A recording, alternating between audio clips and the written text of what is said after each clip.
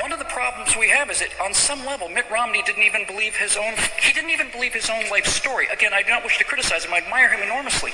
But I can give you an example of how subtle this is and how pervasive it is when I say that Mitt Romney didn't believe his own message. He didn't believe his own story. Forget about the Republican Party story.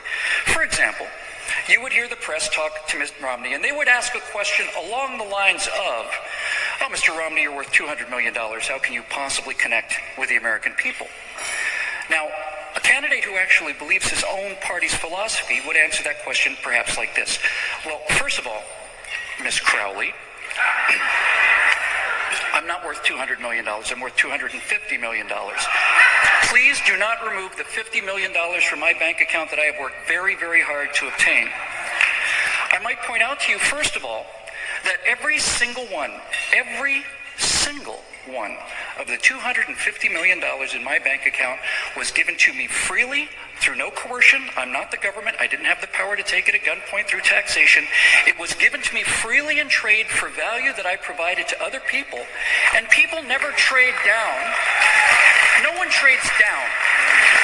So that means that other people in this country felt that I gave them more than $250 million of value in exchange for the $250 million I have in my bank account right now. I'd like to point out also that, as you can see from my tax returns, which I released prior to running for president, that I've paid $60 million in taxes over the course of my lifetime. And I expect to pay quite a bit more than that before I die. So who's really helping the poor people here? Who's actually helping poor, disadvantaged Americans? I've paid $60 million in taxes, which have gone to entitlements, welfare, Social Security benefits, all of these things. Community organizers have paid precisely nothing. They hand out forms, but the forms that people fill out to get benefits are paid for by people like me.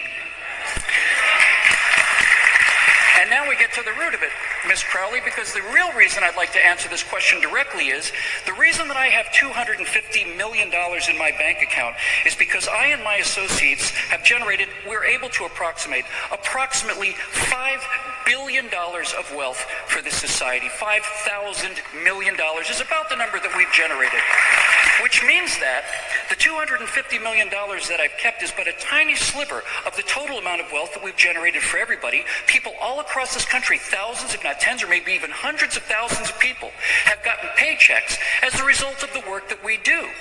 We haven't just given them handouts. I pay taxes so people can have handouts, but we have paid salaries, and that is people's car payments, and it's their children's college tuitions, it's mortgage payments. All of this is generated by the work that we do, of which I've kept a tiny sliver, which is $250 million.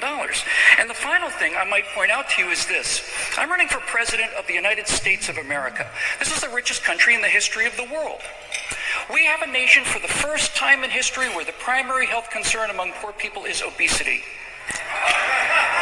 I may have $250 million in my bank account, but I am telling you now that if I stand next to a person who's flat out broke, who hasn't got a penny, I do not live 250 million times better than that person does, not here in America.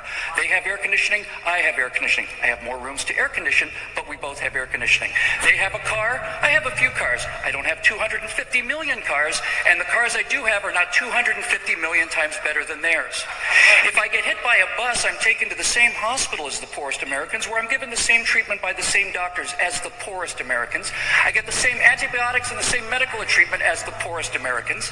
And so the $250 million that is being used to demonize me as a person who's not an actual being, but rather a vampire, does not mean I live on a different planet than you. On the contrary, what it means is my entire philosophy is based on the idea that everybody should have $250 million, and that's why I'm not ashamed to talk about my bank account.